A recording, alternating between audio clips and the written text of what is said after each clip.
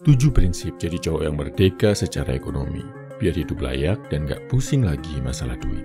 Gue baru aja nulis ebook baru bro, judulnya Merdeka Finansial.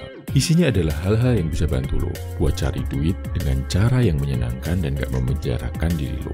Hal-hal di ebook ini udah gue lakuin, gue tes sendiri.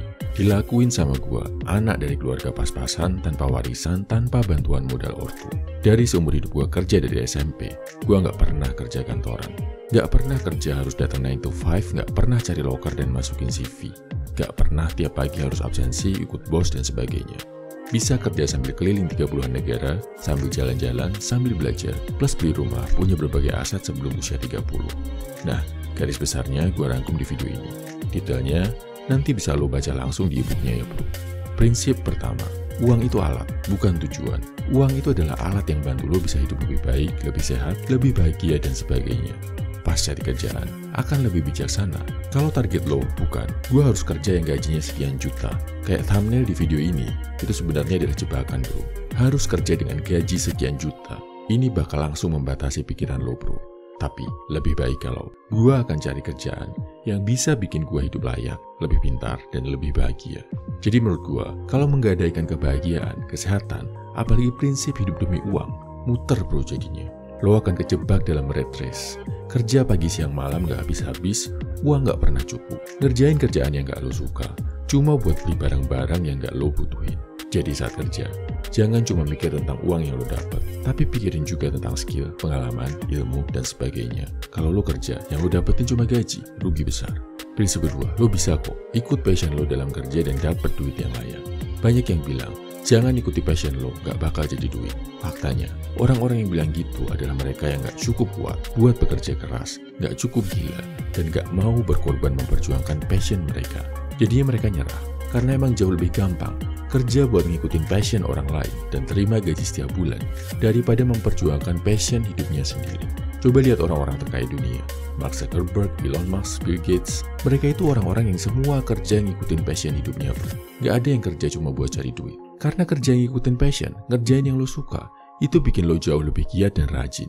Cuma fakta pahitnya bro, kalau lo mau kerja ngikutin passion, lo harus mau kerja jauh lebih keras dan jauh lebih gila dibandingkan kalau lo ngerjain kerjaan biasa. Apalagi kalau lo nggak punya privilege, ortunya nggak banyak duit, kerja kerasnya wajib puluhan kali lipat bro. Kerja ngikutin passion bisa banget ngasilin duit, asalkan lo bisa menghubungkan passion lo sama hal yang dibutuhin orang banyak. Misal yang gue lakuin ketika gue mau dapet duit dari video game. Gue nggak bisa seharian cuma main game yang gue suka terus bilang lagi ngikutin passion. Miskin bro, seumur hidup lo ngelakuin itu. Gue harus belajar bahasa Inggris biar bisa paham game itu tentang apa, biar bisa baca ulasan orang luar. Terus gue harus belajar nulis, belajar bikin review, ngulang-ngulang mainin bagian yang sama biar paham. Habis itu bikin tulisan atau video, prosesnya bisa panjang dan lama bro. Kerja ngikutin passion, itu mungkin banget, tapi sulit. Prinsip ketiga, cari duit itu bukan cuma tentang duit, tapi juga tentang level up diri. Dimana pada akhirnya lo juga dapetin skill yang makin naik dari waktu ke waktu, yang bikin penghasilan lo nambah dari waktu ke waktu. Misalnya nih, gue dilempar ke suatu negara asing, channel ini dihapus YouTube, gue diputus kontak sama semua relasi, semua duit di bank dan aset gue jadi nol. Gue masih pede bro, bisa hidup, survive, dan bangkit lagi. Kenapa? Karena gue punya skill bahasa Inggris, punya skill bikin konten, punya pengetahuan di bidang psikologi dan olahraga, punya kemampuan bergaul dan networking, bisa ngajar, dan sebagainya. Kalau kerja, cuma sekedar mikirin duit, tanpa mikirin level up diri bro. Duit lo habis, lo dipecat, lo bingung, akhirnya terpuruk dan gak bisa bangkit bro. Ini yang terjadi sama 90% orang di Indonesia. Prinsip keempat, belajar dari orang yang lo kagumi. Ini yang bikin gue selalu punya semangat untuk berjuang bahkan dalam kondisi sulit. Karena gue ngeliat banyak orang-orang hebat di luar sana yang bisa jadi inspirasi. Yang kisah hidupnya jauh lebih sulit dari gue, tapi bisa bangkit dan jadi manusia hebat. Jadi, kalau ngefans sama seseorang, pelajari bro, kekuatan dan daya juang mereka. Jangan puas cuma jadi fans saja, tapi cari cara gimana lo bisa jadi sehebat orang yang lo idolakan. Prinsip kelima, persetan dengan perasaan. Perasaan yang gak terkontrol, emosi, itu adalah faktor utama yang menghancurkan keuangan lo. Rasa malas bikin lo gak gerak-gerak, gak kerja keras dengan 1001 pembenaran. Ikut nafsu bikin lo ngabisin uang buat hal-hal gak penting, bikin lo gak mau belajar dan kerja lebih cerdas. Jadi, kalau mau merdeka finansial, lo harus cari cara gimana bisa tetap kerja dengan optimal, gak peduli apapun kondisi perasaan lo saat ini.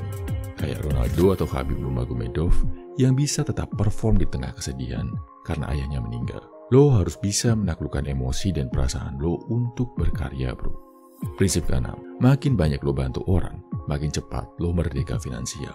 Lo bisa kasih manfaat buat banyak orang, bisa menghibur banyak orang, bisa bantu hidup orang lain jadi lebih baik. Ini bakal mempercepat jalan lo untuk jadi merdeka finansial, bro.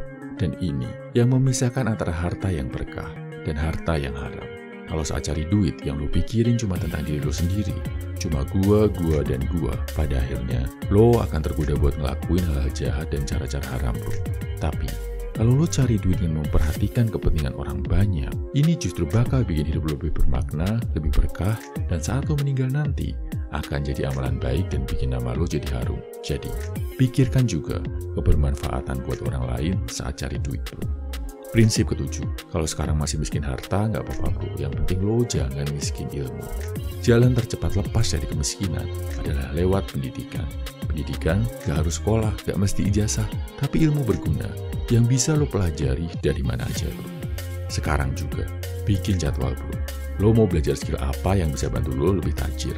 Kapan belajarnya? Apa target belajarnya? Sekarang masih pas-pasan, bahkan pengangguran gak apa-apa, jangan minder. Tapi kalau lo mau level up finansial dengan halal, perkaya ilmu lo, bro. Belajar berbagai income skill dengan keras. Curi waktu, kurangi senang-senang, berkorban dulu buat belajar. Karena ilmu, ini yang bisa bikin level finansial lo naik. Habis itu, eksekusi dan jalankan, bro. Oke, detail-detailnya, cara-cara step by step, bikin target dan eksekusi, biar kondisi ekonomi lo naik, bisa lo baca di ebook Merdeka Finansial ya, bro. Di ebook ini, ada langkah-langkah yang gue lakuin buat cari duit sejak gue SMP sampai merantau di luar negeri bahkan sampai sekarang. Dan bukan kerja sekedar kerja, tapi dapat duit kerja dari hal-hal yang lo sukai, yang jadi passion lo. Detail banget, ratusan halaman, ada berbagai meme dan ilustrasi kerennya. Cocok dibaca buat lo yang masih sekolah, masih kuliah, sedang cari kerjaan, atau yang udah kerja pun bisa jadi ide buat nambahin penghasilan lo. Tapi gue kasih peringatan, lo harus siap kerja dan belajar keras. Kerja keras dan kerja cerdas, dan prosesnya perlu waktu, gak instan, bro. E-booknya bisa lo baca di kolom komentar, deskripsi, atau bio.